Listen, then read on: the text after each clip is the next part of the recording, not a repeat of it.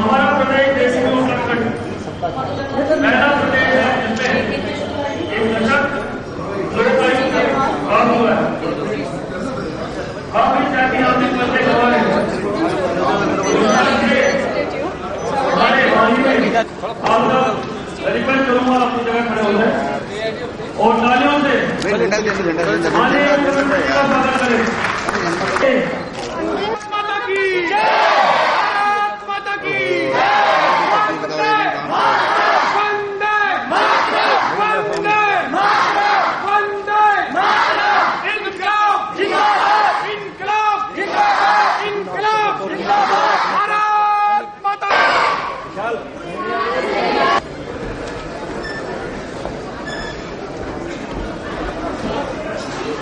ये तो ऐसे चिपका पड़ा है बहन।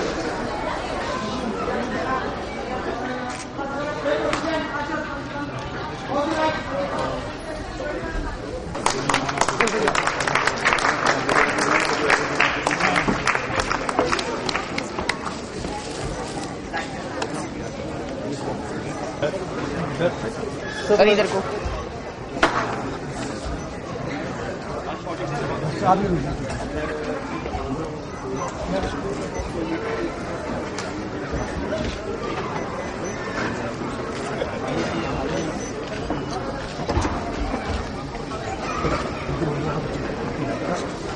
रे रे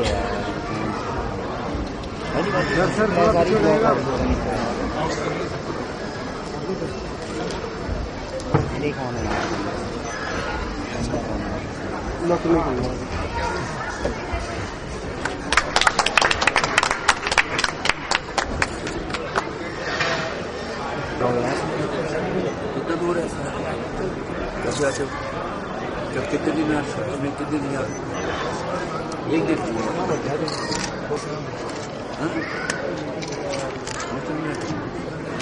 थैंक यू सर।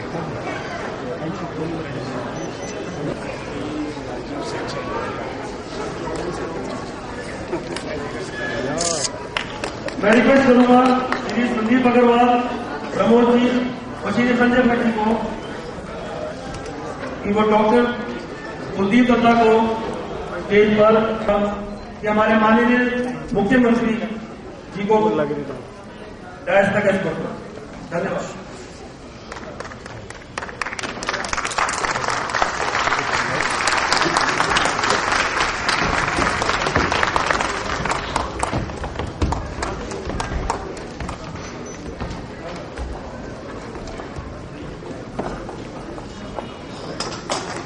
बहुत बहुत धन्यवाद जी, डॉक्टर आरके जैन, श्री अमरीश मुखर्जी जी, बहुत बहुत धन्यवाद। धन्यवाद।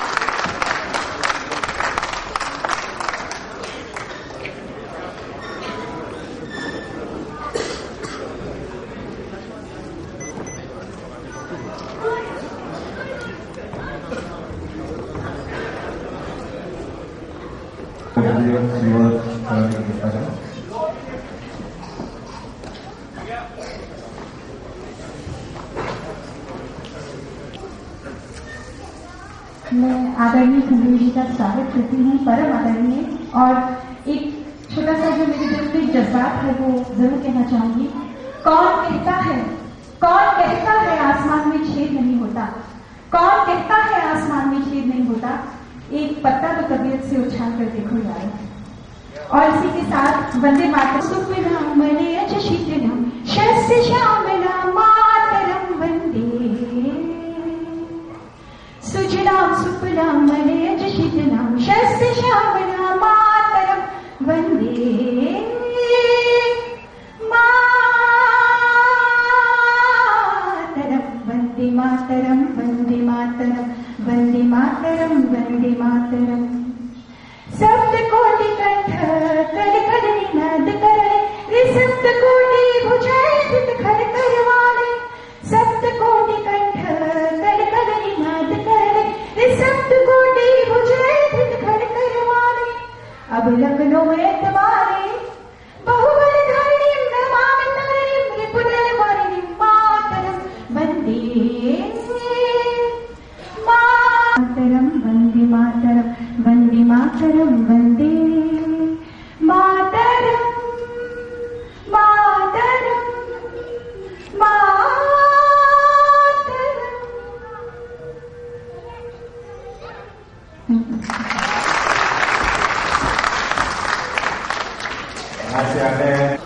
जगदीश मल्होत्रा जी से मैं निवेदन करूंगा कि हमारे बीच आए हमारे माननीय मुख्यमंत्री श्री भुवनचंद्र सिंह जी का कुछ भेंट कर स्वागत करें।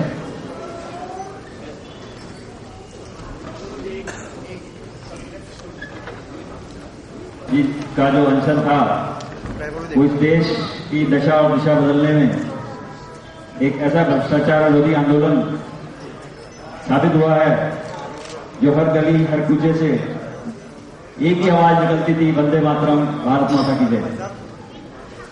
अन्ना नहीं, ये आदि है, देश का दूसरा गांधी है। एक ऐसा आंदोलन जो स्वतः स्फूर्त रहा और जिसमें हर वर्ग, संप्रदाय, सामाजिक, राजनीतिक, गैर राजनीतिक, व्यवसायी, नौकरी पेशा, छात्र छात्राएं, बच्चे बूढ़े और यहां तक कि विकलांगों ने भी अपना पूर्ण समर्थन दिया। और यह आंदोलन एक विश्व में एक ऐसे अहिंसक आंदोलन के रूप में जगह बना चुका है जो कभी भुलाया नहीं जा सकता। मैं अपने इंडिया अगेंस्ट करप्शन के संयोजक श्री जगदीश मल्होत्रा जी से निवेदन करूंगा कि इस आंदोलन की रूपरेखा किस प्रकार से इस आंदोलन की शुरुआत हुई, कहां इसकी नींव रखी गई और किस प्रकार से एक जन आंदोलन इस देश में ये भ्रष्टाचार के खिलाफ चालू हुआ, उस पर अपना आपको सामने रखते हैं।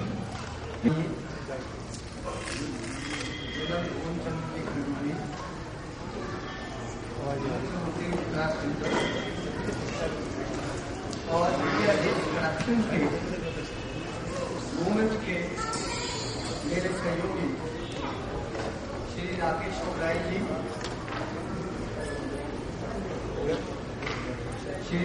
ओबराय जी, डॉक्टर दत्ता जी, ब्रिगेडियर पहल जी और अनेक देहरादून के वो निवासी जिन्होंने हमारा इस मूवमेंट में साथ दिया।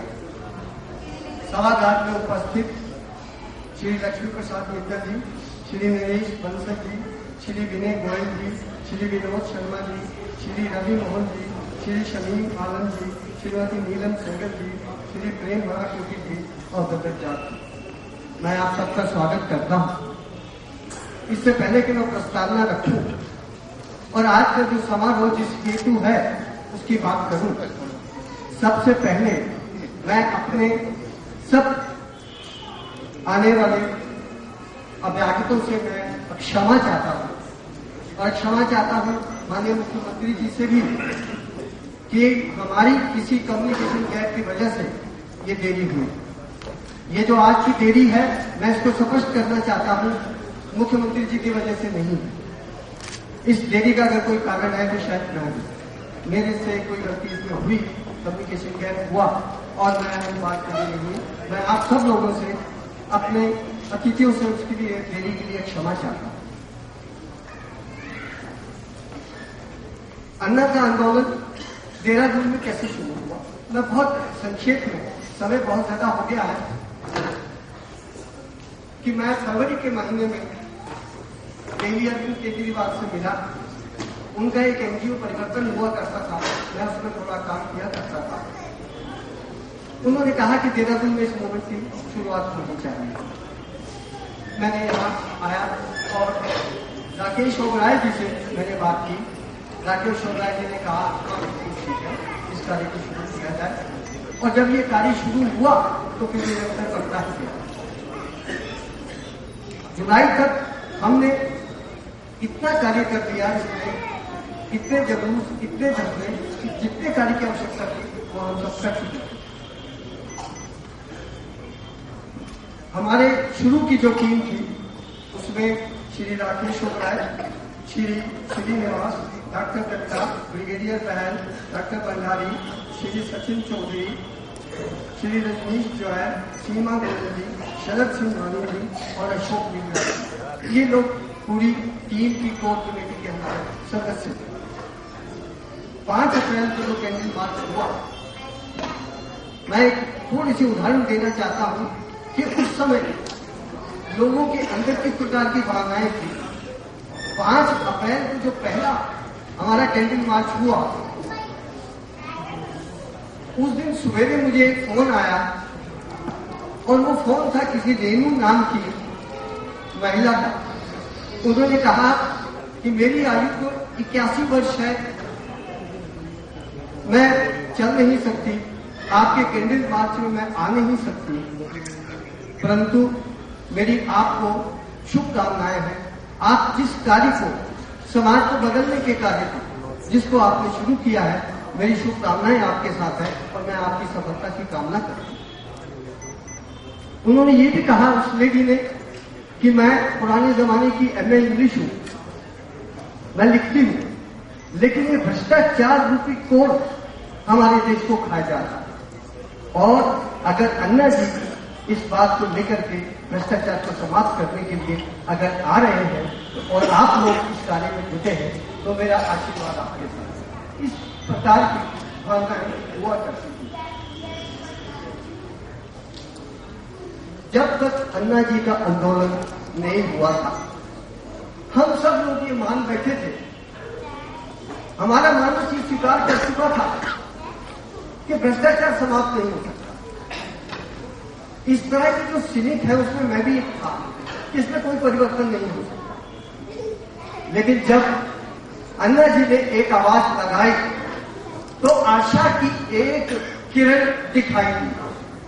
ऐसा लगा कि नहीं, शायद हो सकता है कि ये हो जाए, हो सकता है ये संभव हो। इस तरह का एक भाव पैदा हुआ और यही कारण है कि जब अन्ना जी ने आवाज लगाई तो जन उस आंदोलन में जुड़ गया। रामलीला मैदान में मैं उपस्थित था और देख करके मुझे सबसे अधिक जो प्रसन्नता हुई कि वहां पर युवक बड़ी संख्या में आए हुए, इंजीनियरिंग कॉलेज के युवक, मेडिकल कॉलेज के युवक, 12th क्लास के स्टूडेंट।